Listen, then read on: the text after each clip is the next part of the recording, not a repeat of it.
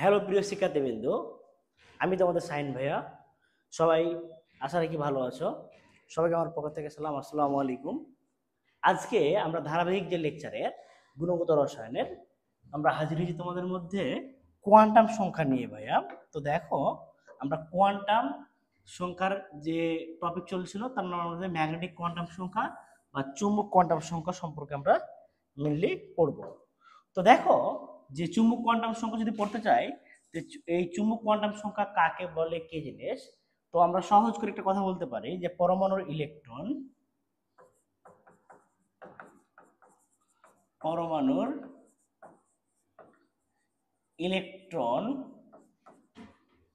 যে অরবিটালে অবস্থান করে তাকে যে সংখ্যা দ্বারা প্রকাশ করা হয়, পরমাণু ইলেকট্রন যে অরবিটালে অবস্থান করে তাকে যে সংখ্যা দ্বারা প্রকাশ করা হয় তাকে চুম্বক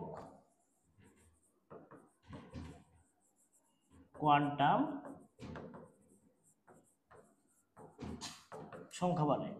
পরমাণু ইলেকট্রন যে অরবিটালে অবস্থান করে তাকে যে সংখ্যা দ্বারা প্রকাশ করা হয় তাকে আমরা ম্যাগনেটিক কোয়ান্টাম সংখ্যা বা চুম্বক কোয়ান্টাম সংখ্যা বলি। এখন কথা হচ্ছে, অরবিটালের সাথে এই চুম্বক কোয়ান্টাম সংখ্যার সম্পর্কটা কি?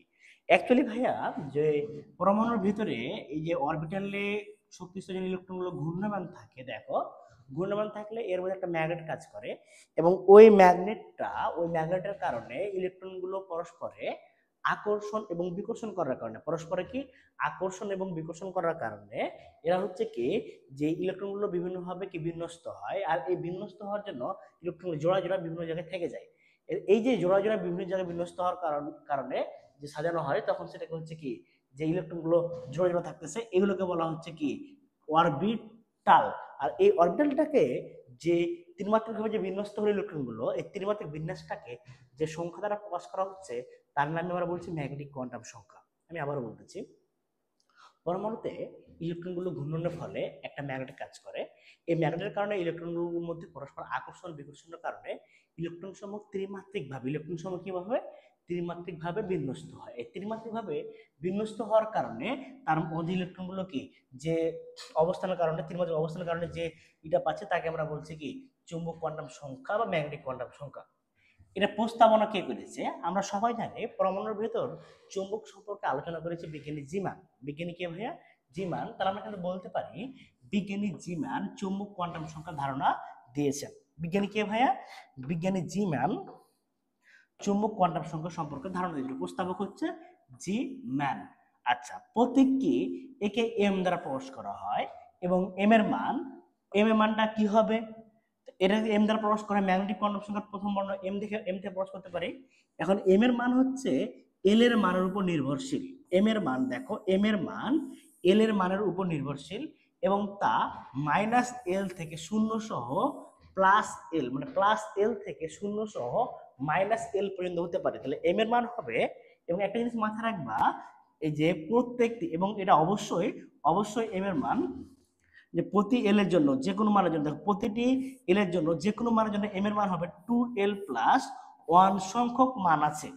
মানটা হবে মাইনাস এল থেকে প্লাস এল শূন্য সহ, এবং এম এর মানের সংখ্যা কতটি হবে প্রতিটি এল এর মানের জন্য 2l প্লাস 1। আমরা গত ক্লাসে দেখো, আমরা কিন্তু যখন সহকারী কোয়ান্টাম সংখ্যা আমরা পড়েছিলাম, এই সহকারী কোয়ান্টাম সংখ্যার আমরা যে কাজটা করেছিলাম ভাইয়া, যে সহকারী কোয়ান্টাম সংখ্যার জন্য অরবিটালের সংখ্যাটা ছিল 2l প্লাস 1 সংখ্যক। সহকারী কোয়ান্টাম সংখ্যার অরবিটালটা ছিল কি 2l প্লাস 1 সংখ্যক। তো 2l প্লাস 1 সংখ্যক যে ছিল, তা এই জন্য যে আমরা এখান থেকে কি করতে পারছি, দেখো প্রতিটি এল এর মানের জন্য এম এর মান হবে 2l প্লাস 1 সংখ্যক মান আছে। এম এর মোট মান দ্বারা উপশক্তি স্তরে মোট অরবিটাল সংখ্যা বোঝায়। তাহলে আমরা এখানে একটা জিনিস দেখো, আমরা বলেছিলাম এটা অরবিটালকে প্রকাশ করা হয়, তাহলে আমরা বলতে পারি কি ভাইয়া, দেখো এম এর মোট মান, এম এর যে মোট মান তা উপশক্তি স্তরে মোট কি বুঝাবে, অরবিটাল সংখ্যা বুঝায়। তাহলে এম এর মান যত, তাহলে সহজ কথা করে নোট করে আমরা লিখতে পারি এম এর মান যত, এম এর মান যত তার অরবিটাল সংখ্যা তত, এম এর মান যত তার অরবিটাল সংখ্যা তত। তাহলে দেখো নোট হচ্ছে কি, এম এর মান যত তার অরবিটাল সংখ্যা হচ্ছে ভাইয়া তত। আশা রাখি তোমরা বুঝতে পেরেছো। এখন এম এর মান আমরা করব কিভাবে, দেখো যে n সমান যদি 1 হয় তাহলে n এর মান কত হবে রে ভাইয়া, 0। n এর মান 0, আর n এর মান 0 এর জন্য m এর মান হবে কি 0। আমরা সবাই জানি n এর মানের উপর l এর মান নির্ভর, l এর মানের উপর m এর মান নির্ভর, l এর মান ডিপেন্ড করে n এর মানের উপর, আর m এর মান ডিপেন্ড করে কার উপর, l এর উপর। লক্ষ্য করো এটা হচ্ছে প্রধান কোয়ান্টাম সংখ্যা মানে শক্তি স্তর, একটা শক্তি স্তরকে ভাঙলে পাওয়া যায় কি উপশক্তি স্তর, এবং এল এর মানের উপর ডিপেন্ড করে এম এর মান, একটা উপশক্তি স্তরকে ভাঙলে পাওয়া যায় অরবিটাল, একটা উপশক্তি স্তরকে ভাঙলে পাওয়া যায় অরবিটাল। তাহলে আমরা এই যে এল এর মানের উপর এম এর মান ডিপেন্ডেবল হচ্ছে, তাহলে দেখো এন সমান 1 হলে এখানে এল এর মান 0, এখানে এম এর মান 0, এল সমান 1, তাহলে এল সমান যদি 1 হয় তাহলে এখানে দেখো এল এর মান 0, এম এর মান 0, তো এল এর মান 0 এর জন্য এখানে আমরা এস পাচ্ছি, এম এর মান তো 0 একটাই পাচ্ছি, কারণ 0 এর জন্য তো -0 + 0 নাই। তাহলে এবার তুমি চলে আসো n সমান যদি আমরা কি করি, n সমান 2 নিলে l সমান কি হচ্ছে, l সমান একটা 0 একটা 1 পাচ্ছি। তাহলে ম্যাগনেটিক কোয়ান্টাম সংখ্যা m এর মান কত হবে, এখানে তুমি দেখো 0 এর জন্য আমরা পাচ্ছি s, 1 এর জন্য আমরা পাচ্ছি p। তাহলে ম্যাগনেটিক কোয়ান্টাম সংখ্যা m এর মান 0 এর জন্য তো ভাই 0ই পাচ্ছি, তো কারণ s এর একটাই অরবিটাল, তাহলে m এর মান একটাই পাচ্ছি s এর মানের জন্য 0 এর জন্য। এবার আমরা যেটা করব l এর মান 1 এর জন্য, l এর মান 1 এর জন্য আমাদের সূত্রটা কি ছিল, -l থেকে +l পর্যন্ত। তাহলে এখানে দেখো 1 একটা পাবো -1, একটা 0, একটা পাবো +1। এই যে p উপশক্তি স্তর, দেখো ভাইয়া p উপশক্তি স্তরের অরবিটাল সংখ্যা কয়টা, p উপশক্তি স্তরের p এর দেখো p এর জন্য l এর মান 1 এর জন্য p উপশক্তি স্তরে m এর মান পেলাম 3টা যদি মান পাই, একটা -1, একটা 0, একটা হচ্ছে +1, কারণ আমরা বলেই দিলাম -l থেকে ভাইয়া +l পর্যন্ত হবে। তো এবং আরেকটা কথা মাথায় রাখবা, প্রত্যেকটা l এর মানের জন্য এই 0 আর এই 0 সেম না, এই 0টা এসে ভাইয়া s থেকে, আর এই 0টা এসে p থেকে। আমরা গত ক্লাসে দেখেছি যে p কে ভাঙলে 3টা অরবিটাল পাওয়া যায়, একটা px, py, pz। দেখো p এর মান l এর মান 1 এর জন্য p উপশক্তি স্তরে ম্যাগনেটিক কোয়ান্টাম সংখ্যা m এর মান 3টা পাচ্ছি, একটা -1, একটা 0, একটা +1। তাহলে এখানে একটু আগে আমি বললাম যে m যত তার অরবিটাল তত, তাহলে p উপশক্তি স্তরে অরবিটাল 3টা পাচ্ছি। 3টা কি কি দেখো ভাইয়া, একটা হচ্ছে কি px, একটা py, আর একটা pz, একটা px, একটা py, একটা pz। এবং তোমরা একটা জিনিস লক্ষ্য করো ভাইয়া যে n এর মান 2 এর জন্য, n এর মান 2 এর জন্য আমরা যদি অরবিটাল বের করি, একটু আগে গত ক্লাসে আমরা শিখেছি যে একটা শক্তি স্তরে অরবিটাল সংখ্যা হচ্ছে তার n স্কয়ার সংখ্যক। এখানে n এর মান কত 2, তাহলে 2 এর উপর স্কয়ার, 2 এর উপর যদি স্কয়ার করা হয় 2 দুগুণে কত হয় 4টি। দেখো m এর মান 1 2 3 4, টোটাল কয়টা আছে 4টা। কথাটা কি বুঝতে পেরেছো? এবার আমরা চলে আসো যে n সমান 3 হলে, n সমান 3, তাহলে l এর মান কত হবে 0 1 2। তাহলে এখানে 0 এর জন্য ভাইয়া s, 1 এর জন্য p, 2 এর জন্য d। তাহলে ম্যাগনেটিক কোয়ান্টাম সংখ্যা দেখো ভাইয়া, ম্যাগনেটিক কোয়ান্টাম সংখ্যা m এর মান কত হবে, 0 এর জন্য তো 0ই পাচ্ছি, 1 এর জন্য আমরা পাচ্ছি একটা -1, একটা 0, একটা পাচ্ছি +1, -1 0 আর একটা পাচ্ছি +1। এই -1 এর জন্য এখানে পাচ্ছি px, এখানে পাচ্ছি py, এখানে পাচ্ছি pz, px py pz। আচ্ছা এবার দেখো 2 এর জন্য কি কি পাচ্ছি আমরা, 2 এর জন্য যে জিনিসটা আমরা পেয়ে থাকি সেটা লক্ষ্য করো যে এই 2d এর জন্য -2 -2 -1 0 +1 +2, এটা হচ্ছে s এর ঘর, এটা p এর জন্য, এটা d এর জন্য। তো আমরা টোটালটা যেটা পাচ্ছি প্রত্যেকটা l এর জন্য -l থেকে +l, 0 এর জন্য 0 পাচ্ছি, 1 এর জন্য -1 0 +1, এটা আমরা কি শিখলাম। এবার 2 এর জন্য -1 0 +1 +2। ডি এর নামগুলো কি কি হতে পারে ভাইয়া? ডি এর নামগুলো দেখো, ডি এর মোট 5টা অরবিটাল। এই ডি এর মোট 5টা অরবিটাল কি কি পাচ্ছি? একটা হচ্ছে দেখো dxy, dyz, dzx, dx square hyphen y square, dz square, dxy, dyz, dzx, dx square hyphen y square এবং d কি z স্কয়ার। টোটাল আমাদের এই জায়গাতে তুমি দেখো ভাইয়া মোট আমরা এই যে অরবিটাল গুলো পেয়ে গেলাম। এখন 3 নাম্বার শক্তি স্তরের মোট অরবিটাল কত হবে? 3 3 কে 9, 3 স্কয়ার 9, তাহলে এম এর মান 9টা হবে। দেখো 1 2 3 4 5 6 7 8 9টা। যদি বলো যে ডি এর অরবিটাল কয়টি? ডি এর জন্য এল এর মান 2, ডি এর এল এর মান 2 হলে তাহলে 2l + 1, তাহলে 2 2 4 5টা। দেখো 1 2 3 4 5টা পাইছি। তাহলে যার অরবিটাল জয়টি আমরা তয়টি এম এর মান পাইতেছি আমরা, এবং এম এর মানের উপর এম এর যে মানগুলো রয়েছে প্রত্যেকটা একটা অরবিটাল নির্দেশ করে, এবং অরবিটাল নামগুলো আমি লিখে দিয়েছি ভাইয়া। তাহলে তোমরা একটা জিনিস লক্ষ্য করো, আমরা যদি n সমান 4 কাউন্ট করে তাহলে আমরা অবশ্যই এম এর মান 16টা পাবো। তো দেখো n এর মান 4 এর জন্য l এর মান কি কি হতে পারে? একটা 0 হতে পারে, একটা 1 হতে পারে, একটা 2 হতে পারে, একটা 3 হতে পারে। এবং তোমরা দেখো এম এর মান কত হতে পারে? আমরা সবাই জানি 0 এর জন্য s, 1 এর জন্য p, 2 এর জন্য d, 3 এর জন্য হচ্ছে কি f। তাহলে এক্ষেত্রে m সমান হতে পারে 0 এর জন্য কি হতে পারে? 0, 1 এর জন্য কি হতে পারে?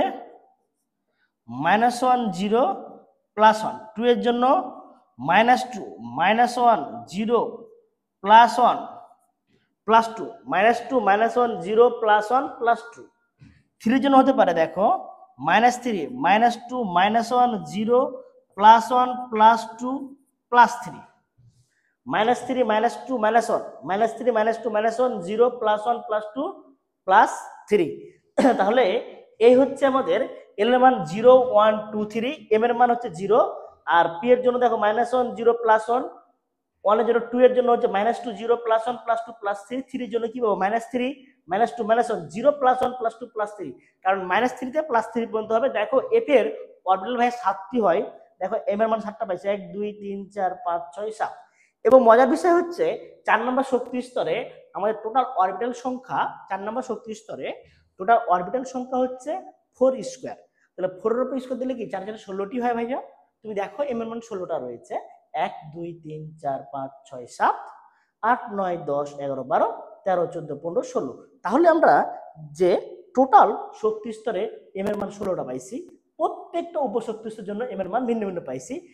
এল এর মান 0 উপশক্তি স্তর মানে এস এর জন্য পাচ্ছি একটা, এল এর মান 1 হলে পি উপশক্তি স্তর, এর জন্য মান পাচ্ছি আমরা 3টা। এখানে ডি এর জন্য এল এর মান 2, 2 এর জন্য উপশক্তি স্তর আমরা এম এর মান পাচ্ছি কয়টা? 5টা। এবং দেখো এল এর মান 3 এর জন্য উপশক্তি স্তরে আমাদের মোট হচ্ছে 7টা, -3 -2 -1 0 +1 +2 +3। তাহলে তোমরা বিষয়টা আশা রাখি বুঝতে পেরেছো যে এখানে আমাদের এল এর মান 2 এর জন্য সুন্দর করে আমরা এম এর মানগুলো পেয়ে যাচ্ছি। তাহলে দেখো আমরা টোটাল যে হিসাব নিকাশে আমরা মোটামুটি সবগুলো হয়ে যাচ্ছে ভাইয়া। এবার তোমরা চলে আসো ভাইয়া যে এই যে ম্যাগনেটিক কোয়ান্টাম সংখ্যা আমরা শিখলাম, এই ম্যাগনেটিক কোয়ান্টাম সংখ্যার প্রয়োজনীয়তা কি এবং কি কি কাজে লাগে। এখন কথা হচ্ছে কি চুম্বক ক্ষেত্রের প্রভাবে, কিসের প্রভাবে? চুম্বক ক্ষেত্রের প্রভাবে ইলেকট্রনের বিভিন্ন অরবিটালের ত্রিমাত্রিক দিক স্থিতি বা ওরিয়েন্টেশন ঘটে। এই যে যেটা বললাম মুখে, যে যখন একটা পরমাণুর ভেতরে চুম্বক প্রভাব তৈরি হয়, চুম্বক ক্ষেত্র তৈরি হয়, ওই চুম্বক ক্ষেত্রগুলো একটা ইলেকট্রন আর একটা ইলেকট্রনের মধ্যে পরস্পর আকর্ষণ বিকর্ষণ হয়, এবং আকর্ষণ বিকর্ষণ হলে এটা ত্রিমাত্রিক ভাবে ইলেকট্রনগুলো বিন্যস্ত হয়। যখন ত্রিমাত্রিক ভাবে ইলেকট্রনগুলো বিন্যস্ত হচ্ছে, এই ত্রিমাত্রিক দিক বিন্যাসের কারণে তখন ওই ইলেকট্রনগুলো গুচ্ছ গুচ্ছ আকারে চলে যাচ্ছে, ওই অঞ্চলগুলোকে আমরা অরবিটাল বলে সম্বোধন করতেছি। আর ওই অরবিটালটাকে কিন্তু প্রকাশ করা হচ্ছে ম্যাগনেটিক কোয়ান্টাম সংখ্যা দ্বারা। তাহলে আমাদের একটা জিনিস লক্ষ্য করো ভাইয়া, যে চুম্বক ক্ষেত্রের প্রভাবে ইলেকট্রনের বিভিন্ন অরবিটালের ত্রিমাত্রিক দিক স্থিতি বা ওরিয়েন্টেশন ঘটে। ত্রিমাত্রিকভাবে ইলেকট্রনগুলো আকর্ষণ বিকর্ষণের কারণে এরা বিভিন্নভাবে সজ্জিত হয়, এই কথাটা বলা হচ্ছে। এবং দেখো পরের পয়েন্টে আছে চুম্বক ক্ষেত্রের প্রভাবে। চুম্বক ক্ষেত্রের প্রভাবে রেখা বর্ণালী সূক্ষ্ম রেখায় বিভক্ত হওয়ার কারণ ব্যাখ্যার জন্য চুম্বকীয় কোয়ান্টাম সংখ্যা প্রয়োজন হয়। তোমরা কিন্তু আমি তোমাদের পড়াইছিলাম, মনে করে দেখো জিম্যান প্রভাব বলেছিলাম। কি প্রভাব ভাইয়া? জিম্যান প্রভাব। এই জিম্যান প্রভাবের কারণে মানে পরমাণুর ভিতরে যে একটা ম্যাগনেট কাজ করে, ওই ম্যাগনেটের কারণে তড়িৎ চুম্বক বর্ণালী রেখাগুলো বিভিন্ন সূক্ষ্ম রেখায় বিভক্ত হচ্ছে। এটা হচ্ছে কারণ। দেখো ম্যাগনেটিক কোয়ান্টাম সংখ্যা বা পরমাণুর ভিতরে ম্যাগনেট সম্পর্কে আলোচনা করা হচ্ছে কি যে চুম্বক কোয়ান্টাম সংখ্যা। আর এই চুম্বক কোয়ান্টাম সংখ্যার কারণে ইলেকট্রনগুলো ত্রিমাত্রিকভাবে বিন্যস্ত হচ্ছে। আর এর ফলে আবার কি যে বর্ণালী রেখাগুলো সূক্ষ্ম রেখায় বিভক্ত হচ্ছে। এই যে সূক্ষ্ম রেখায় বর্ণালীগুলো বিভক্ত হচ্ছে, এই বিভক্ত হওয়ার এই ব্যাখ্যাটা দেওয়া হয়েছে ম্যাগনেটিক কোয়ান্টাম সংখ্যা দ্বারা। তাৎপর্য কি এই ম্যাগনেটিক কোয়ান্টাম সংখ্যার? ইলেকট্রনের যে উপকক্ষে রয়েছে সে উপকক্ষটি ত্রিমাত্রিকভাবে কিরূপ বিন্যস্ত রয়েছে তা জানা সম্ভব। মানে ঠিক ইলেকট্রনগুলো উপকক্ষ পদে মানে কক্ষে মানে বোঝা হচ্ছে কি উপশক্তি স্তরে ইলেকট্রনটি ত্রিমাত্রিকভাবে কিভাবে যে বিন্যস্ত আছে, কোন কোন এলাকায় কিভাবে রয়েছে, কোন অক্ষের সাপেক্ষে কিভাবে রয়েছে, এই বিষয়গুলো জানা যায় এই ম্যাগনেটিক কোয়ান্টাম সংখ্যার সাহায্যে। ওই জন্য বলা হচ্ছে কি যে ইলেকট্রনটি যে উপকক্ষে রয়েছে সে উপকক্ষটি ত্রিমাত্রিকভাবে কিরূপ বিন্যস্ত রয়েছে তা জানা সম্ভব আমাদের ম্যাগনেটিক কোয়ান্টাম সংখ্যার সাহায্যে। আশা রাখি তোমরা বিষয়টা বুঝতে পেরেছো ভাইয়া। এখন আমরা চলে আসবো হচ্ছে ঘূর্ণন কোয়ান্টাম সংখ্যা বা স্পিন কোয়ান্টাম সংখ্যা। আচ্ছা, ম্যাগনেটিক কোয়ান্টাম সংখ্যা দেখো আমরা কিন্তু কোথায় চলে এসেছি। আমরা কিন্তু পড়াশোনা যখন করলাম এন এল এম, এন কে ভাঙলে এল পাওয়া যায়, এল কে ভাঙলে এম পাওয়া যায়। প্রথমে আমাদের ছিল শক্তি স্তর ভাইয়া, শক্তি স্তরে ভাঙলে পাওয়া যায় উপশক্তি স্তর, এই উপশক্তি স্তরে ভাঙলে পাওয়া যায় হচ্ছে অরবিটাল। এখন এই অরবিটালের মধ্যে এই মুহূর্তে অবস্থান করছি। এখন এই অরবিটালে ইলেকট্রন রয়েছে, একটা অরবিটালে ভাইয়া ইলেকট্রন থাকে দুটি। এই যে একটা অরবিটালে দুটি করে ইলেকট্রন রয়েছে, এই দুটি ইলেকট্রনের যে ঘূর্ণন সম্পর্কে মেইনলি আমাদের আলোচনা করা হচ্ছে। তাহলে বলতে পারি কি পরমাণুর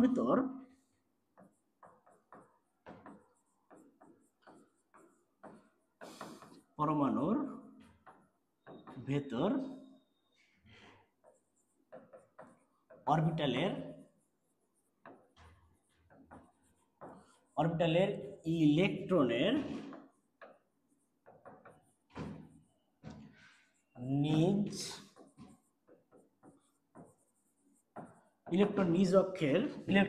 নিজ অক্ষের ঘূর্ণনকে যে সংখ্যা দ্বারা প্রকাশ করা হয়। পরমাণুর ভেতর অরবিটালের ইলেকট্রনের নিজ অক্ষের ঘূর্ণনকে যে সংখ্যা দ্বারা প্রকাশ করা হয় তাকে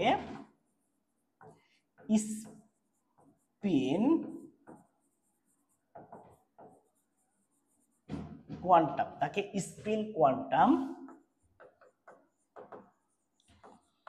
সংখ্যা বলে। পরমাণুর ভেতর ইলেকট্রন যে অক্ষে অবস্থান করতেছে মানে যে অরবিটাল অবস্থান করছে তার নিজ অক্ষের ঘূর্ণনকে যে কোয়ান্টাম সংখ্যা দ্বারা প্রকাশ করা হয় তাকে হচ্ছে আমরা কি বলছি, আমরা ঘূর্ণন স্পিন কোয়ান্টাম সংখ্যা বলে। এই স্পিন কোয়ান্টাম সংখ্যাকে আমরা প্রকাশ করি কি দ্বারা? এস দ্বারা। প্রতীকটা হচ্ছে এস, প্রকাশ করার মাধ্যমটাকে প্রতীক বলা হয় ভাইয়া।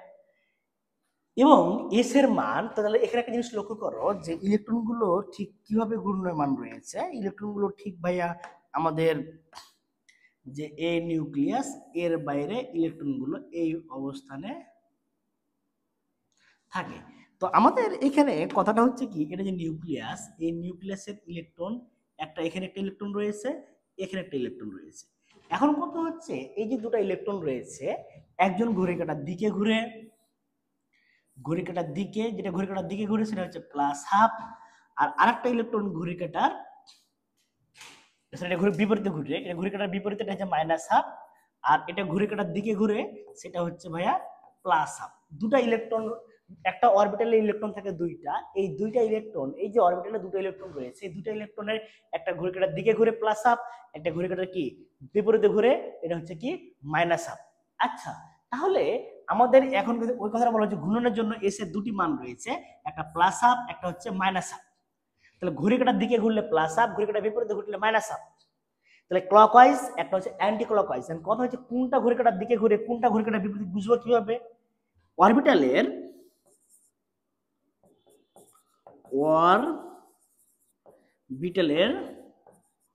প্রথম ইলেকট্রনের জন্য ঘড়ির কাঁটার দিকে মান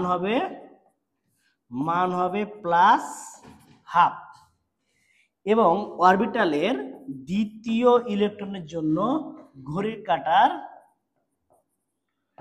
বিপরীত দিকে তখন মান হবে minus half. Clockwise anti clockwise, clockwise plus half, anti clockwise minus half. তাহলে ঘূর্ণন, এই স্পিন ঘূর্ণনের জন্য এস এর প্রতিটি মানের জন্য প্লাস হাফ মাইনাস হাফ। কথা হচ্ছে ভাইয়া যে ইলেকট্রন এই যে এর মানটা মাইনাস প্লাস হাফ কেন হলো? আচ্ছা, এটা ঘূর্ণনের কারণে হচ্ছে। আমি তোমাকে একটা উদাহরণ দিই তাহলে বুঝতে পারবা।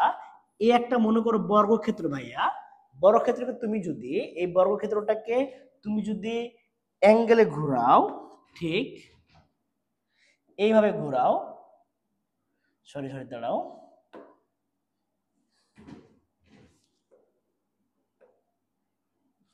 আমরা একটু করি ভাইয়া। এই যে একটা বর্গক্ষেত্র নিই, ধরো এই একটা বর্গক্ষেত্র। আচ্ছা, এই বর্গক্ষেত্রটাকে আমরা যদি ঘুরাই, তুমি লক্ষ্য করো আমরা 90 ডিগ্রি অ্যাঙ্গেলে ঘোরালাম, মাত্র একবার ঘোরালাম, কথাটা বুঝছো? আমরা একবার ঘোরালাম, তার পূর্ব অবস্থানে ফিরে আসছে। একবার ঘোরালে সে কিন্তু পূর্ব অবস্থানে ফিরে আসছে। তাহলে এটা ঘূর্ণন কোণ কত হচ্ছে বলো তো ভাইয়া? 90 ডিগ্রি। এদের ঘূর্ণন কোণ হচ্ছে 90 ডিগ্রি। জাস্ট একবার ঘুরলে 90 ডিগ্রি ঘূর্ণন কোণ হচ্ছে।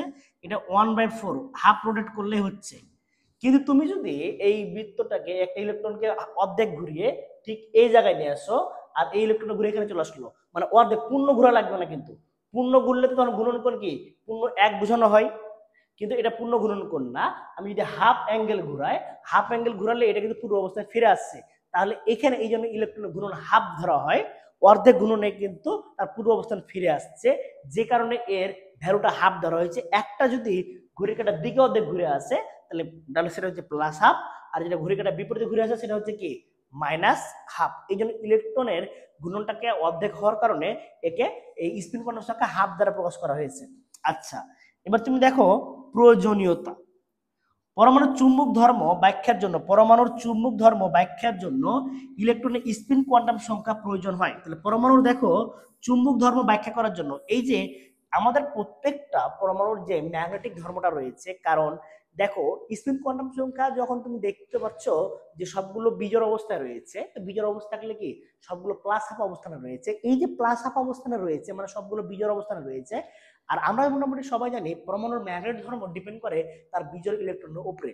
যদি কোনো পরমাণুর ভিতরে জোড় ইলেকট্রন থাকলে সেটা কি একটা প্লাস হাফ একটা মাইনাস হাফ, তখন তার চুম্বক ধর্মটা জিরো হয়ে যায়। কারণ একজন যদি প্লাস ভ্রামক তৈরি করে, ওই সেম ইলেকট্রনটা ওই অরবিটালের আরেকটা ইলেকট্রন মাইনাস ভ্রামক তৈরি করছে। সো দেখো একজন যদি এই ইলেকট্রনটা যদি প্লাস 100 ভ্রামক তৈরি করে, মাইনাস 100 ভ্রামক, তাহলে ওই অরবিটালের সেম যে আরেকটা ইলেকট্রন রয়েছে ওইটা ঘড়ি কাঁটার দিকে ঘোরার কারণে তার মোমেন্টটা হচ্ছে প্লাস 100। তো এই যে প্লাস 100 ওর যে মাইনাস 100 যোগ করলে জিরো হচ্ছে, কিন্তু এই কারণে তখন ভ্রামকটা কি হয়ে যায় ভাইয়া? শূন্য হয়ে যায়। এই জন্য আমরা কি করতে পারি দেখো, যে পরমাণু চুম্বক ধর্ম ব্যাখ্যার জন্য ইলেকট্রনের স্পিন কোয়ান্টাম সংখ্যা প্রয়োজন হয়। এবার চলে আসে তাৎপর্য হচ্ছে ইলেকট্রন ঘূর্ণনের প্রকৃতি ও দিক এই কোয়ান্টাম সংখ্যার সাহায্যে প্রকাশ করা হয়। তাহলে ইলেকট্রনের ঘূর্ণনের দিক কোন দিকে ঘুরতেছে এবং যে ঘূর্ণনের প্রকৃতি কেমন হবে দিক এই কোয়ান্টাম সংখ্যার সাহায্যে প্রকাশ করতে পারি। তাহলে এক কথা বলতে পারি যে স্পিন কোয়ান্টাম সংখ্যা দ্বারা তার চুম্বক ধর্ম ব্যাখ্যা করা যায়, এবং ওই স্পিন কোয়ান্টাম সংখ্যা দ্বারা পরমাণু হচ্ছে ঘূর্ণনের দিক সম্পর্কে আমরা ব্যাখ্যা করতে পারি। আমরা প্রয়োজনীয়তা পেলাম এবং হচ্ছে কি তাৎপর্য পেলাম। এখন আমরা একটা ভ্যালু দেখি এস এর স্পিন কোয়ান্টাম সংখ্যার মানগুলো কিভাবে কাজ করে। আমরা n সমান যদি 2 ধরি ভাইয়া, তাহলে n সমান একটা 0 হচ্ছে, একটা 1 হচ্ছে, একটা 2 হচ্ছে, একটা 0 একটা 1, সরি একটা 0 এবং 1 পাচ্ছি। তো 0 এর জন্য আমরা সবাই জানি s, 1 এর জন্য আমরা সবাই জানি p পাওয়া যায়। তাহলে এবার এল এর মানের জন্য আমরা ম্যাগনেটিক কোয়ান্টাম সংখ্যা পাবো। ম্যাগনেটিক কোয়ান্টাম সংখ্যা m সমান 0 এর জন্য তো 0ই পাচ্ছি, 1 এর জন্য একটা -1, একটা 0, একটা পাচ্ছি +1। আচ্ছা, তাহলে এবার তোমরা চলে আসো স্পিন কোয়ান্টাম সংখ্যা s এর মান। s এর মানের জন্য তো 0 এখানে কিন্তু একটা অরবিটালের জন্য একটা +-হাফ পাচ্ছি, কারণ m এর মান জয়টা s এর মান ডিপেন্ড করে m এর মানের উপর। কথাটা বুঝো যে s এর মান ডিপেন্ড করে m এর মানের উপর। s এর মান হবে প্রত্যেকটা m এর মানের জন্য, প্রত্যেকটি m এর মানের জন্য +-হাফ। কারণ আমরা একটু আগে পড়লাম এক একটা m এক একটা অরবিটাল নির্দেশ করে, এবং একটা অরবিটালে ইলেকট্রন থাকে ভাইয়া দুইটা। আচ্ছা, এই যে দুইটা ইলেকট্রনের একটা ঘড়ি কাঁটার দিকে ঘুরবে +-হাফ, একটা ঘড়ি কাঁটার বিপরীতে ঘুরবে -হাফ। তাহলে আমাদের এই পয়েন্টে চলে আসো। সো এখানে m এর মান 0 মানে একটা m এর মান বোঝাচ্ছে, সো একটা অরবিটাল নির্দেশ করতেছে। যেহেতু এটা একটা অরবিটাল, তাই এটা একটা এর স্পিন কোয়ান্টাম সংখ্যার মান হবে একটা +-হাফ। এবং তুমি দেখো এই পয়েন্টে আমাদের এল এর মান 1 এর জন্য m এর মান 3টা পাইছি। এই 3টা m এর মানের জন্য স্পিন কোয়ান্টাম সংখ্যার মান হবে 3, 3টা +-হাফ, 3টা +-হাফ, 3টা কি হবে +-হাফ। তাহলে এই হচ্ছে এস এর মান +-, তাহলে কি প্লাস, এখানে +- হচ্ছে হাফ, আর 3 +-হাফ। আশা রাখি তোমরা বিষয়টা কি বুঝতে পেরেছো। তাহলে আমি যদি n সমান ভাইয়া 3 নিই, তাহলে l এর মান পাবো একটা 0, একটা 1, একটা 2, এবং m এর মান পাওয়া যাবে কি দেখো, একটা 0 এর জন্য 0 পাবো, 1 এর জন্য পাবো কি -1, 0 +1, 2 এর জন্য কি পাবো একটা -2, -2, -1, 0 +1, +2। স্পিন কোয়ান্টাম সংখ্যা s এর মান 0 এর জন্য একটা +-হাফ, এখানে একটা অরবিটাল নির্দেশ করছে। m এর মান এখানে 3টা আছে, 3টার জন্য 3টা +-হাফ পাবো আমরা ভাইয়া। এবং দেখো l এর মান 2 এর জন্য m এর মান কয়টা পাইছি আমরা 5টা। তো m এর মান 5টার জন্য স্পিন কোয়ান্টাম সংখ্যা হবে 5টা +-হাফ, কারণ এক একটা m এক একটা অরবিটাল, আর এক একটা অরবিটালে দুটা ইলেকট্রন, ওই দুটা ইলেকট্রনের একটা ঘড়ি কাঁটার দিকে পজিটিভ +-হাফ, একটা ঘড়ি কাঁটার বিপরীতে হচ্ছে -হাফ। সেখান থেকে আমরা পাচ্ছি 5 +-হাফ। এই হচ্ছে আমাদের যে স্পিন কোয়ান্টাম সংখ্যার প্রকাশ। এখন আমাদের যে মোস্ট যে ইম্পর্টেন্ট যে কোশ্চেনগুলো এসছে আমরা বোর্ডে এমসিকিউতে, সেগুলো একটু দেখবো। কোয়ান্টাম সংখ্যা বাড়লে কি ঘটে? আচ্ছা, কোয়ান্টাম সংখ্যা বাড়া মানে কি? প্রধান শক্তি স্তর বাড়া। যত কোয়ান্টাম সংখ্যা বাড়বে, তো পরমাণু দেখো, আমরা যদি কোয়ান্টাম সংখ্যা বাড়াই ভাইয়া, তাহলে এখানে লজিক্যালি দেখো 1টা, 2টা, 3টা, 4টা, যত কোয়ান্টাম সংখ্যা বাড়বে, আমাদের যত কোয়ান্টাম সংখ্যা বাড়বে, ধীরে ধীরে কি হচ্ছে, তার শক্তির মান বৃদ্ধি পাচ্ছে না, পাচ্ছে না, শক্তি স্তর বৃদ্ধি পাচ্ছে। তো সে অনুসারে আমরা দেখতে পাচ্ছি কি, কোয়ান্টাম সংখ্যা বাড়া মানে কি, কোয়ান্টাম সংখ্যা বাড়া মানে পরমাণুর শক্তি কি পেয়ে থাকে, বৃদ্ধি পেয়ে থাকে, এবং হচ্ছে কেন্দ্রমুখী বল কমে, ব্যাসার্ধ কমে না, ব্যাসার্ধ কমে না, পরমাণু আকার কমে না, পরমাণু আকার বাড়ে, দেখতে পারো পরমাণু আকার বৃদ্ধি পাচ্ছে। তাহলে আমাদের এখানকার কোশ্চেন হবে কোনটা ভাইয়া? দেখো এদের এখানে কোশ্চেন হবে, অ্যান্সারটা হবে এটা, পরমাণুর শক্তি বৃদ্ধি পায়। তাহলে পরমাণুর শক্তি কি হয়, বৃদ্ধি পেয়ে থাকে। এবার দেখো সর্বশেষ শক্তি স্তরে, সর্বশেষ শক্তি স্তর অরবিটালের জন্য প্রযোজ্য কোনটির? কি অরবিটাল? এটা মেবি ছিল, দাঁড়াও, ধরো এটা তোমরা, আমরা যদি মনে করি যে পি, তো পি এর জন্য যদি ডিপেন্ড করো, ধরো এখানে তো যা ইচ্ছে, তারপরে এস হলে অ্যান্সার হবে 1, পি হলে 2, ডি হলে হচ্ছে 3, আর এফ হলে 4। এখানে মেবি তোমার এখানে এফ ছিল, ধরো এফ অরবিটালের জন্য প্রয়োজন কোনটি? এফ অরবিটাল শুরু হয় কয় থেকে ভাইয়া? 4 এর থেকে না, তাহলে এন এর মান তখন 4 হবে। তোমরা এখানে এফ ইউজ করলে এখানে 4 আসছে, আর ডি থাকলে হবে 3। এটার কোশ্চেন একটু মিস্টেক এসেছে। আচ্ছা, তারপরে দেখো যে পরমাণুতে অরবিটালের সম্পর্কে ধারণা দেয় কোন কোয়ান্টাম সংখ্যা? দেখো অরবিটাল, একটু আগে বারবার বলছিলাম ভাই আমি যে পরমাণুর ভেতর অরবিটাল সম্পর্কে আলোচনা করেছে কে? তো আলোচনা করা হয়েছে কি চুম্বক কোয়ান্টাম সংখ্যা, এবং প্রত্যেকটা পড়াইছি। দেখো প্রধান কোয়ান্টাম সংখ্যা দ্বারা আমরা প্রধান কোয়ান্টাম সংখ্যা দ্বারা আমরা কি বলেছি, শক্তি স্তর নির্দেশ করে। সহকারী কোয়ান্টাম সংখ্যা দ্বারা আমরা বলেছি উপশক্তি স্তর নির্দেশ করে। চুম্বক কোয়ান্টাম সংখ্যা দ্বারা আমরা বলেছি অরবিটাল। স্পিন কোয়ান্টাম সংখ্যা দ্বারা ইলেকট্রন সংখ্যা বা ইলেকট্রনের ঘূর্ণনের দিক। তাহলে আমাদের চুম্বক কোয়ান্টাম সংখ্যা অ্যান্সার হচ্ছে, কোনটার অ্যান্সার হচ্ছে চুম্বক কোয়ান্টাম সংখ্যা, অ্যান্সার হচ্ছে গ, চুম্বক কোয়ান্টাম সংখ্যা। এবার চলে আসো ভাইয়া যে কোয়ান্টাম সংখ্যার মান এন এর মান কত 4 আর এল এর মান 3। তাহলে দেখো এন এর মান 4 আর এল এর মান 3 মানে এফ, সেটা কি নির্দেশ করছে 4f। এই যে দেখো 4f নির্দেশ করে, খুবই সহজ সহজ কোশ্চেন ভাইয়া, একেবারে ইজি পিজি কোশ্চেন। এবার তারপরে দেখো 5 নম্বরে চলে আসো, উপশক্তি স্তরে ইলেকট্রন ধারণ ক্ষমতা। দেখো ভাইয়া উপশক্তি স্তরে ইলেকট্রন ধারণ ক্ষমতা নির্ণয়ের সূত্র কোনটি? দেখো ভাই কতবার বোর্ডে এসছে, দেখছো ভাইয়া কতবার বোর্ডে এসছে, হিউজ বার। তো এখন দেখো উপশক্তি স্তরে ইলেকট্রন ধারণ ক্ষমতা, আমি বারবার গত ক্লাসে বলেছি, দেখো উপশক্তি স্তর মানে কি, প্রকাশ করে কি দ্বারা, এল দ্বারা। সূত্র কি দিয়ে আসবে, এল দিয়ে। তাহলে ইলেকট্রন ধারণ ক্ষমতা বলেছে, তাহলে 2 ইন্টু 12 প্লাস 1। দেখো কোথায় 2 ইন্টু 12 প্লাস 1 আছে, এই জায়গাতে আছে। তাহলে ঘ অ্যান্সার। যদি বলতো উপশক্তি স্তরে অরবিটাল সংখ্যা, তাহলে অ্যান্সার খ আসতো 12 প্লাস 1। যদি অরবিটাল চাইতো তাহলে 12 প্লাস 1 আসতো। আমরা চেয়েছি কি বলতো, ইলেকট্রন ধারণ ক্ষমতা, আমাদের চেয়েছি ইলেকট্রন ধারণ ক্ষমতা। সো ইলেকট্রন ধারণ ক্ষমতা চাওয়ার কারণে আমরা এখান থেকে আমরা এটা করতে পারি। তো এবার দেখো তারপরে দেখো যে 6 নম্বর কোশ্চেন, 4p অরবিটালের জন্য সহকারী কোয়ান্টাম সংখ্যার মান কত, 4p। তাহলে p দেওয়া আছে না ভাই, সহকারী কোয়ান্টাম সংখ্যা মানে কি বোঝাচ্ছে, উপশক্তি স্তর। তো এখানে উপশক্তি স্তর p, তো p এর জন্য আমরা সবাই জানি p এর জন্য l এর মান কত ভাইয়া 1। তাহলে এখানে খ অ্যান্সার, l এর মান কত হবে ভাইয়া 1। এরপরে তো চলে আসো 7 নম্বর কোশ্চেনে, দেখো পরমাণু তৃতীয় শক্তি স্তরে, পরমাণু তৃতীয় শক্তি স্তরের জন্য m এর মান কোনটি, মানে কতটি হবে এখানে, কতটি m এর মান কতটি তৃতীয় শক্তি স্তরের জন্য, পরমাণুর তৃতীয় শক্তি স্তরের জন্য m এর মান কতটি। আচ্ছা 3 নম্বর শক্তি স্তর, আমি তোমার একটা কথা বললাম, তৃতীয় n সমান যখন 3 হচ্ছে, তাহলে আমাদের m এর মান দ্বারা অরবিটাল বোঝায়। তাহলে বলো তো n এর মান 3 এর জন্য অরবিটাল কতটি, n স্কয়ার না, তাহলে 3 স্কয়ার মানে কি হবে 9টি, অ্যানসার হবে 9টি। এখানে হচ্ছে কি তোমরা সংযোজন করে নিও।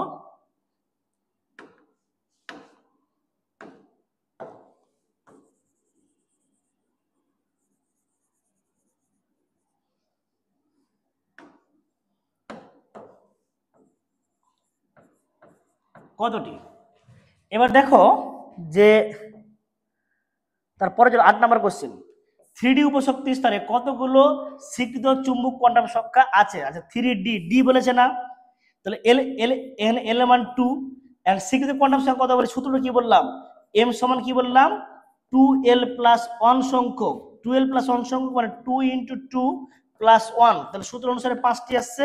আর আমরা সবাই জানি যে স্বীকৃত চুম্বক কোয়ান্টাম সংখ্যা মানে অরবিটাল।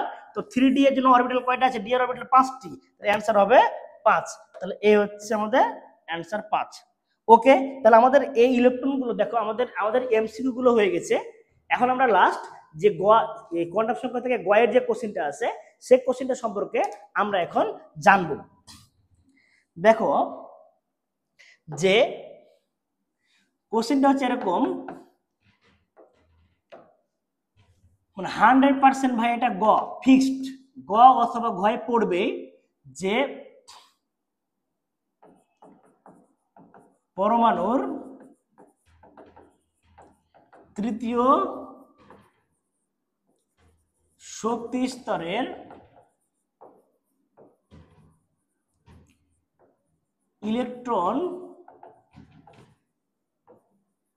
ধারণ ক্ষমতা, পরমাণুর তৃতীয় শক্তি স্তরের ইলেকট্রন ধারণ ক্ষমতা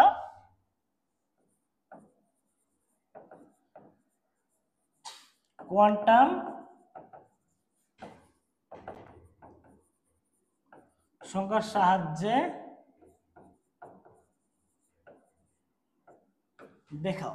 পরমাণু তৃতীয় শক্তি স্তরের ইলেকট্রন ধারণ ক্ষমতা, পরমাণু তৃতীয় শক্তি স্তরের ইলেকট্রন ধারণ ক্ষমতা কোয়ান্টাম সংখ্যার সাহায্যে দেখাও। এখন কোয়ান্টাম সংখ্যার সাহায্যে ইলেকট্রন ধারণ ক্ষমতা দেখাবো যখন, তোমরা এটাকে ছক করে টেবিল আকারে করবা, টেবিল নিয়ে নিবা।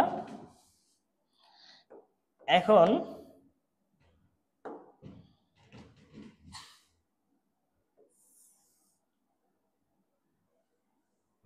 প্রধান কোয়ান্টাম সংখ্যা, সহকারী কোয়ান্টাম সংখ্যা, উপশক্তি স্তরের নাম, ম্যাগনেটিক কোয়ান্টাম সংখ্যা, অরবিটাল সংখ্যা, স্পিন কোয়ান্টাম সংখ্যা, ইলেকট্রন সংখ্যা। টোটাল শুনো, ঘর হবে 7টা। কেন? আমাদের অরবিটাল মোট 4টা, তো 4টা অরবিটালে 4টা জিনিস প্রকাশ করে। প্রধান কোয়ান্টাম সংখ্যা দ্বারা শক্তি স্তর, তো শক্তি স্তর তো উল্লেখ করাই আছে, ওটা লেখা লাগছে না।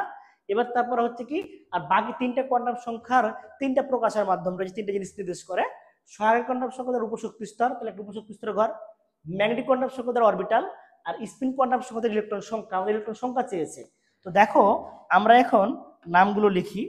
এটা হচ্ছে প্রধান কোয়ান্টাম সংখ্যা। প্রথমে ঘর হচ্ছে প্রধান কোয়ান্টাম সংখ্যাটা n দ্বারা প্রকাশ করা হয়। তারপরের ঘর হচ্ছে সহকারী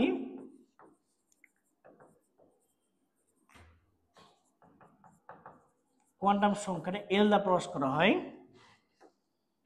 তারপর হচ্ছে কি উপশক্তি স্তরের নাম। তারপরে দেখো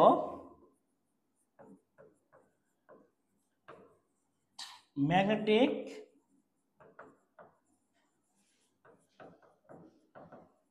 কোয়ান্টাম সংখ্যা m। তারপরের ঘর হচ্ছে অরবিটাল সংখ্যা। দেখো এটা হচ্ছে অরবিটাল সংখ্যা। তারপরের ঘর হচ্ছে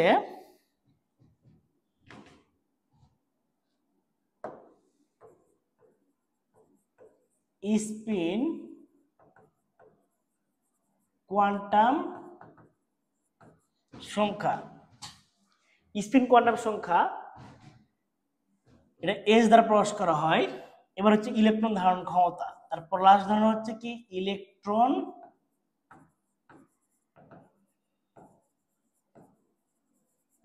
ধারণ ক্ষমতা। এই হচ্ছে দেখো প্রধান কোয়ান্টাম সংখ্যা n, সহায়ক কোয়ান্টাম সংখ্যা l, উপশক্তি স্তর, সহকারী কোয়ান্টাম সংখ্যা ডিপেন্ড করে উপশক্তি স্তরের নাম, ম্যাগনেটিক কোয়ান্টাম সংখ্যা m, অরবিটালের সংখ্যা, তারপর স্পিন কোয়ান্টাম সংখ্যা s, ইলেকট্রন ধারণ ক্ষমতা। আচ্ছা ওকে ফাইন, আমরা এখন শুরু করি, তাহলে বুঝতে সুবিধা হবে। দেখো 1 নম্বর হচ্ছে প্রথমে হচ্ছে প্রধান কোয়ান্টাম সংখ্যাকে প্রকাশ করা হয় n দ্বারা। তাহলে এখানে শক্তি স্তর কত বলেছে? দ্বিতীয়। তাহলে এখানে n সমান হবে ভাইয়া 3। n সমান 3 হলে সহকারী কোয়ান্টাম সংখ্যা l এর মান কি কি হবে? দেখো l এর মান, দেখো l এর মান, n এর মান জয়টা, l এর মান তো এটা একটা 1 কম পর্যন্ত হবে, একটা 0 হবে। তাহলে একটা 0 পাচ্ছি, একটা 0 এর ঘর। তারপর দেখো একটা হচ্ছে 1, তাহলে একটা 1 এর ঘর আর একটা 2 এর ঘর। এই হচ্ছে আমাদের মোট হচ্ছে বক্স পেয়ে যাবো আমরা। দেখো প্রধান শক্তি স্তর, প্রধান কোয়ান্টাম সংখ্যা দ্বারা শক্তি স্তর নির্দেশ করে। আমাদের বলা হয়েছে এখানে দ্বিতীয় শক্তি স্তরে, দ্বিতীয় শক্তি স্তরে n এর মান 3, আর n এর মান 3 এর জন্য l এর মান 1 কম করে দেবে, 0 থেকে n-1 পর্যন্ত। তো 1 2 3 1 কম করে দেবে, এখানে হচ্ছে 2। এবার উপশক্তি স্তর আমরা সবাই জানি ভাইয়া যে মোটামুটি যে l এর মান 0 এর জন্য s, 1 এর জন্য p, আর 2 এর জন্য ভাইয়া d। এটা কোন শক্তি স্তর বোঝাচ্ছে? 3 নাম্বার। তাহলে এখানে হচ্ছে ভাইয়া 3s 3p 3d, 3s 3p 3d। তাহলে এর পরে চলে আসা হচ্ছে ম্যাগনেটিক কোয়ান্টাম সংখ্যা। আমরা সবাই জানি যে m এর মান ডিপেন্ড করে কার মানের উপর? l এর মানের উপর। m এর মান ডিপেন্ড করে কার মানের উপর ভাইয়া? l এর মানের উপর। তো m এর মান যদি l এর মানের উপর ডিপেন্ড করে, তাহলে দেখো 0 এর জন্য তো ভাই 0ই হয়, এর কোনো ভাগ নাই। আর 1 এর জন্য, তাহলে 1 এর জন্য m এর মান একটু আগে শিখলাম -l থেকে +l। তাহলে -1 থেকে যদি করি, একটা -1 একটা 0 একটা পাবো +1, একটা -1 একটা 0 একটা +1। এবং দেখো l এর মান 2 এর জন্য m এর মান কত হবে? -2 থেকে +2। একটা হচ্ছে -2 -1 0 +1 +2। m দ্বারা দেখো আমরা এবার অরবিটাল সংখ্যা আমরা একটু আগে পড়লাম, m এর মান যত তার অরবিটাল সংখ্যা হবে তত। তাহলে m এর মান এখানে দেখো জয়টা হবে অরবিটাল সংখ্যা কয়টা, এখানে m এর মান কয়টা আছে 0 মানে একটি, 0 সংখ্যাটা কয়টা একটা, 0 একটা সংখ্যা না, তাহলে এর কয়টা আছে একটা আছে, তাহলে অরবিটাল সংখ্যা হবে একটি, এখানে জাস্ট অরবিটাল সংখ্যা হবে একটি। এবং তুমি দেখো এখানে m এর মান 1 2 3, অরবিটাল সংখ্যা কয়টা হবে তিনটি, এখানে m এর মান কয়টা দেখো 1 2 3 4 5, পাঁচটা, তাহলে অরবিটাল সংখ্যা হবে পাঁচটি। m এর মান যত অরবিটাল সংখ্যা তত। এবার চলে আসো ভাইয়া তার পরের ঘর স্পিন কোয়ান্টাম সংখ্যা। আমরা স্পিন কোয়ান্টাম সংখ্যায় চলে আসি। এই s এর মান ডিপেন্ড করবে কার মানের উপর, l এর মানের উপর, m এর মানের উপর, l ডিপেন্ড করছিল n এর মানের উপর, m ডিপেন্ড করছিল l এর মানের উপর, s এর মান ডিপেন্ড করবে m এর মানের উপর। s এর মান হবে জয়টা m এর মান থাকবে প্রত্যেকটি m এর মানের জন্য প্লাস মাইনাস হাফ, প্রত্যেকটি m এর মানের জন্য প্লাস মাইনাস হাফ। যদি প্রত্যেকটি m এর মানের জন্য প্লাস মাইনাস হাফ হয়, তুমি দেখো এখানে 0 তাহলে একটা অরবিট, একটা ম্যাগনেটিক কোয়ান্টাম সংখ্যা, তাহলে এর জন্য একটা প্লাস মাইনাস হাফ, এখানে একটা আছে একটা প্লাস মাইনাস হাফ। এখানে m এর মান কয়টা আছে 1 2 3, তিনটা আছে ভাইয়া, তিনটার জন্য 3 প্লাস মাইনাস হাফ, তিনটার জন্য 3 প্লাস মাইনাস হাফ। এখানে মোট পাঁচটা আছে 1 2 3 4 5, পাঁচটা, এখানে পাবো 5 plus minus half, 5 plus minus half. তাহলে এক্ষেত্রে তুমি পাচ্ছ কি যে এখানে ম্যাগনেটিক কোয়ান্টাম সংখ্যা m এর মান 0 হলে একটা প্লাস মাইনাস হাফ, এখানে ম্যাগনেটিক কোয়ান্টাম সংখ্যা m এর মান 1 2 3, তিনটা প্লাস মাইনাস হাফ, 1 2 3 4, এখানে 1 2, এর মোট পাঁচটা আছে, তাহলে পাঁচটি প্লাস মাইনাস হাফ, তাহলে টোটাল হচ্ছে এ হচ্ছে প্লাস মাইনাস হাফ পাচ্ছি। দেখো ইলেকট্রন ধারণ ক্ষমতা, ইলেকট্রন ধারণ ক্ষমতা, তো আমরা জানি কি প্রত্যেকটা অরবিটালে ইলেকট্রন থাকে কয়টি করে ভাইয়া, দুটি করে।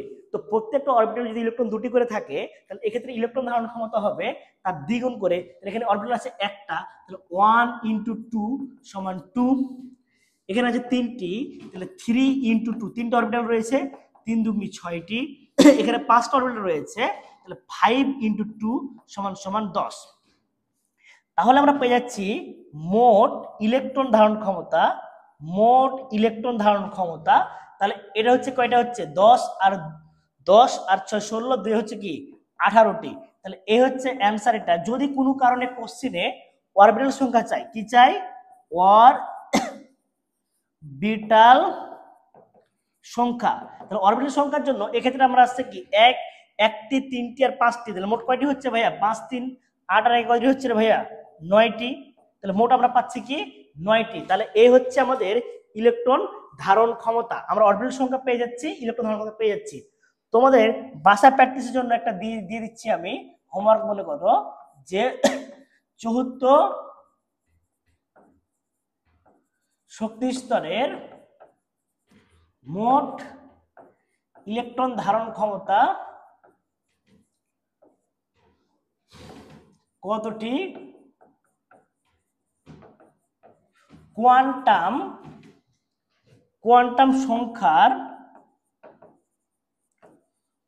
সংখ্যার সাহায্যে দেখাও। চৌদ্দ শক্তি স্তরের মোট ইলেকট্রন ধারণ ক্ষমতা, চৌদ্দ শক্তি স্তরের মোট ইলেকট্রন ধারণ ক্ষমতা কতটি কোয়ান্টাম সংখ্যার সাহায্যে দেখাও। এটা তোমরা করবা, প্র্যাকটিস করে আমাকে দেখাবো। ওকে, এই পর্যন্ত থাকছে, সবাই ভালো থাকো, সুস্থ থাকো, আবার নেক্সট ক্লাস দেখা হচ্ছে। সবাইকে সালাম, আসসালামু আলাইকুম।